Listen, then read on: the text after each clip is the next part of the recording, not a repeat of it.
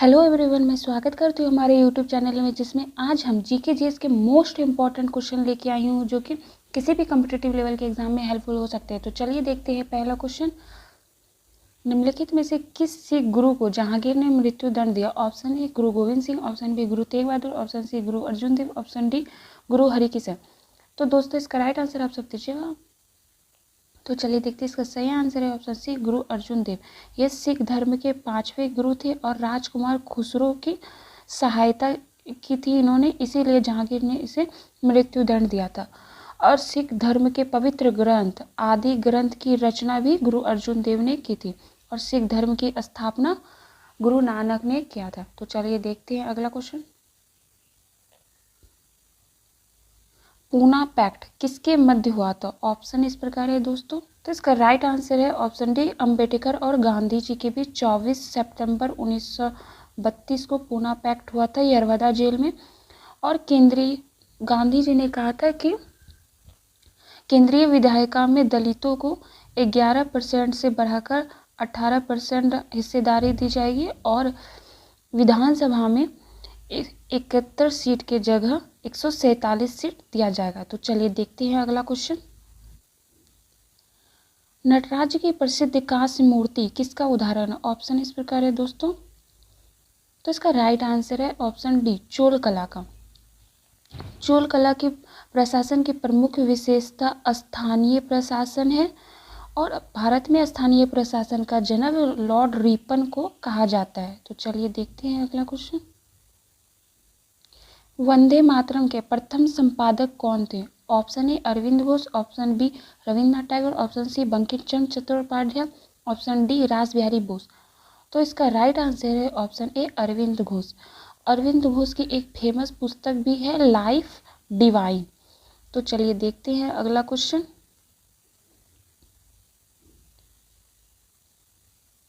भारत में झूम कृषि जुड़ी हुई है? ऑप्शन इस प्रकार है। तो इसका राइट आंसर है ऑप्शन ए, जनजातीय लोगों से। जनजातीय लोग जो होता है यह पर्वतीय क्षेत्रों में भूमि को काट काट कर स्थान बदल बदल कर खेती की करती है, जिसे झूम कृषि भी कहते हैं और इसका एक अन्य नाम स्थानांतरित कृषि भी है। तो चलिए देखते हैं अगला क्वेश्चन। निम्न में से कौन सा देश रबर के पेड़ का मूल स्थान है? ऑप्शन इस प्रकार है दोस्तों। तो इसका राइट आंसर है ऑप्शन डी, ब्राज़ील। ब्राज़ील जो है रबर के पेड़ का मूल स्थान है और अभी सबसे ज़्यादा जो रबर होता है वो थाईलैंड, उसके बाद इंडोनेशिया, उसके बाद मलेशिया में होता है। और रबर जो है यह उष्णकटिबंधीय बागवानी फसल है और भारत में सबसे ज़्यादा रबर केरल में होता है। तो चलिए देखते हैं अगला क्वेश्चन। उलोंग चाय का उत्पादन निम्न में से किस देश में किया जाता है? ऑप्शन इस प्रकार है दोस्तों। तो इसका राइट आंसर है ऑप्शन बी, ताइवान। ताइवान जो है वो उलांग चाय का उत्पादन करता है। भारत और श्रीलंका काली चाय का उत्पादन करता है और चीन और जापान हरी चाय का उत्पादन करता है। और भारत जो है वो चाय के उत्पादक और उपभोक्ता में दूसरे स्थान पे है और उत्पादन के मामले में पहला स्थान चीन का है। और चीन चाय का जो जन्म स्थान है वो चीन को ही माना जाता है। तो चलिए देखते हैं अगला क्वेश्चन। केंद्रीय सूचना आयोग की स्थापना किस वर्ष हुई? ऑप्शन ए 2005 में, ऑप्शन बी 2006 में, ऑप्शन सी 2010 में, ऑप्शन डी 2008 में। तो दोस्तों, इसका राइट आंसर आप सब दीजिएगा। तो इसका राइट आंसर है ऑप्शन ए 2005 में। केंद्रीय सूचना अधिनियम 2005 में आया था, इसीलिए इसकी स्थापना 2005 में की गई थी। तो चलिए देखते हैं अगला क्वेश्चन। भारत के संविधान में मौलिक अधिकार है। ऑप्शन ए मूल संविधान का हिस्सा था, ऑप्शन बी चौथे संविधान संशोधन द्वारा जोड़े गए थे, ऑप्शन सी संसद द्वारा 1952 में जोड़े गए थे, ऑप्शन डी 42वें संविधान संशोधन द्वारा जोड़े गए थे। तो इसका राइट आंसर आप सब दीजिएगा दोस्तों। तो इसका राइट आंसर है ऑप्शन ए, मूल संविधान में ही मौलिक अधिकार था। और मौलिक अधिकार जो है यह यूएसए से लिया गया है।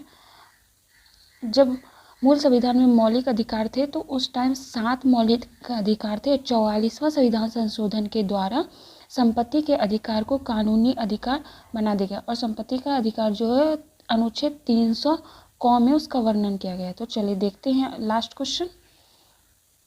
लास्ट क्वेश्चन है, निम्नलिखित में से किसी गैर संसद सदस्य को संसद को संबोधित करने का अधिकार है? तो ऑप्शन इस प्रकार दिया है दोस्तों, तो इसका राइट आंसर है ऑप्शन ए, भारत का महान्यायवादी। इसका उल्लेख अनुच्छेद 76 में किया गया है और यह भारत का सबसे बड़ा विधि अधिकारी भी होता है। और ये ना तो संसद का सदस्य होता है और ना मंत्रिमंडल का सदस्य होता है, पर संसद के बैठकों में भाग लेता है, पर इसे मत देने का अधिकार नहीं होता है।